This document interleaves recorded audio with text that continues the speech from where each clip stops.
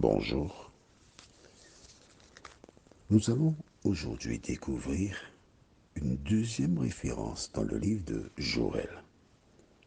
Je te disais que ce livre il n'est pas très long, il n'y a que 3 chapitres que ce prophète a rédigés, mais ces chapitres sont très profonds. Alors, comme ce n'est pas long, ce livre, je te suggère, si tu peux le lire aujourd'hui, ce serait une bonne chose. Tu vas faire de belles découvertes. Nous avons donc lu déjà depuis Genèse et nous sommes arrivés jusqu'à Joël en ce 22 mars et nous continuons de découvrir les promesses de Dieu. Juste avant d'aborder le sujet du jour, prions. Notre Seigneur et notre Dieu, nous voici en ta présence pour te remercier, pour te louer, te psalmodier, tandis que nous ouvrirons le Saint-Livre. Que le Saint-Esprit vienne nous instruire lui-même et que nous puissions avancer avec toi. Seigneur, merci pour la parole. Merci de nous garder, nous t'avons prié. Au nom de Jésus, pour ta gloire éternelle. Amen. Allons dans le livre de Joël. Lisons chapitre 2, verset 22. Déclare: Bêtes des champs, ne craignez pas, car les plaines du désert reverdiront, car les arbres porteront leurs fruits. Le figuier et la vigne donneront leur richesse. Joël écrit cela, bête des champs. Il écrit aux bêtes. Non. Joël nous informe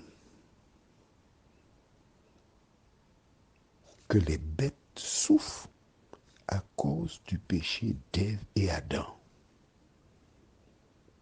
Joël nous informe que les bêtes souffrent à cause des conséquences du péché, c'est-à-dire depuis que le péché est entré dans le monde.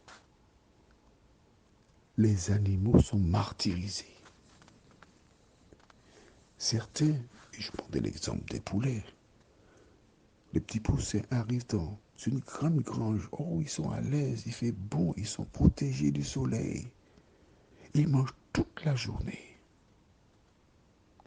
Vers 17h30, 18h, oh, on leur allume la lumière. Ils mangent toute la nuit. Ils passent leur vie à boire et à manger. Tu te rends compte? Ils ne dorment pratiquement jamais. Et après 2 semaines et demie, 3, ils sont énormes parce qu'on les a gavés. On les vend, on les tue. Et les humains mangent un animal qui n'a jamais dormi, qui est malade. Comment peux-tu être en santé quand tu as mangé un animal malade et qui, jusqu'à il n'y a pas très longtemps, consommait de la farine animale, prennent des produits chimiques? Par le passé, nous voyons que les jeunes filles étaient réglées vers 12 ans et avaient des seins qui faisaient leur apparition. Maintenant, des petites filles de 8 ans, 9 ans n'ont pas des seins, mais elles ont certaines des mamelles. Est-ce que tu réfléchis à tout cela? Dieu t'interpelle. Dans les années 70, il y a une personne en France qui a fait fureur. Brigitte Bardot, qui a décidé de mettre en place une association pour protéger les animaux. Je veux croire que c'est Dieu qui a inspiré cette femme, afin d'interpeller les uns et les autres qu'il y a une attitude à adopter à l'endroit des animaux. Et la Bible te dit aujourd'hui que l'Éternel veille sur les animaux et qu'il les aime. Nous allons développer et comprendre cela plus loin au livre de Jonas. Jonas, c'est un prophète que Dieu va envoyer à Ninive pour dire repentez-vous parce que Dieu va détruire la ville. Votre vie n'est pas conforme à la parole de Dieu. Il n'a pas voulu y aller. Pourquoi? Parce qu'il connaît Dieu.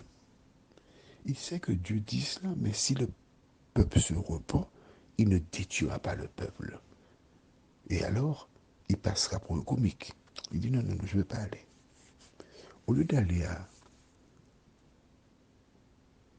à Ninive, j'irai à Tarsis. Alors, je t'expliquais, j'aime bien les métaphores, c'est pourquoi je suis obligé de t'expliquer. La Martinique, il y a deux points qui sont opposés.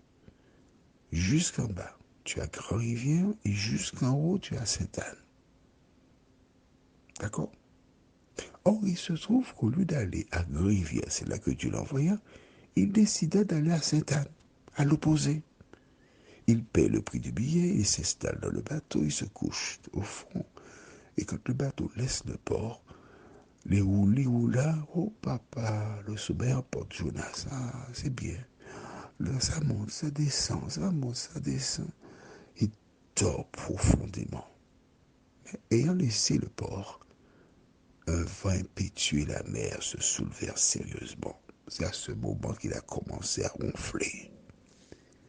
Le capitaine et les autres matelots, voyant la mort, ils décident donc de prendre des effets dans le bateau, jeter ça à la mer parce qu'ils vont couler, ils vont se noyer.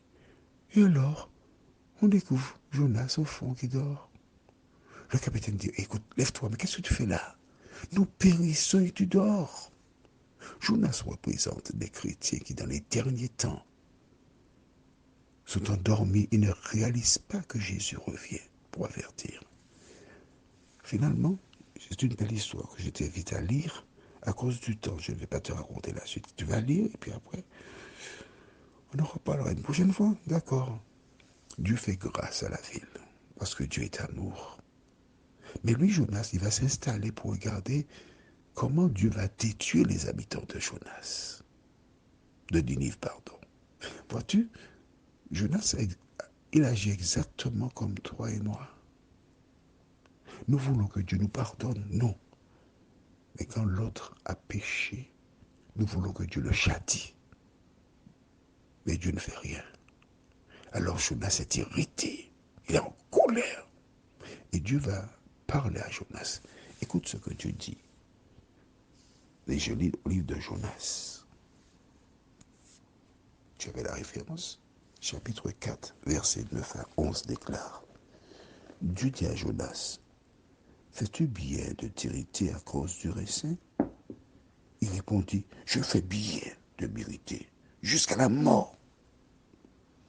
Et l'Éternel dit, tu as pitié du raisin qui ne t'a coûté aucune peine et que tu n'as pas fait croître, qui est né dans une nuit et qui a péri dans une nuit. Et moi, je n'aurai pas pitié de Ninive, la grande ville dans laquelle se trouvent plus de 120 000 hommes qui ne savent pas distinguer leur droite et leur gauche, et des animaux en grand nombre.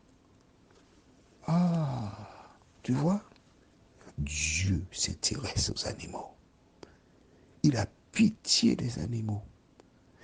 Ils sont pratiquement sur le même pied d'égalité avec les humains.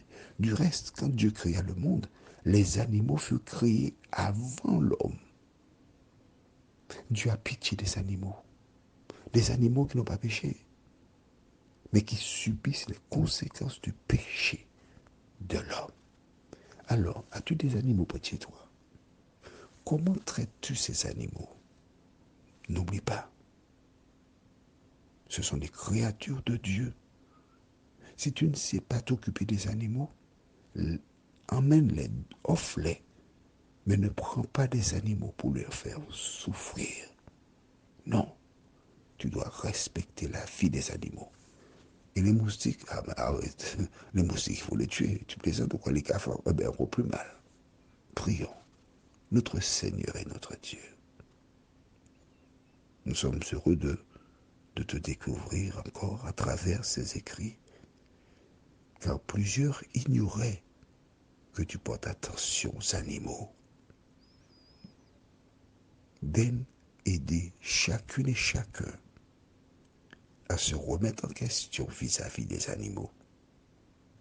Parce qu'eux aussi, ils attendent la délivrance comme nous. Merci de nous aider à comprendre la portée du salut et fais-nous du bien, nous t'en prions. Au nom de Jésus et pour ta gloire éternelle. Amen. Je te souhaite une bonne journée sous le regard de Dieu. Et à demain, si Dieu nous prête vie.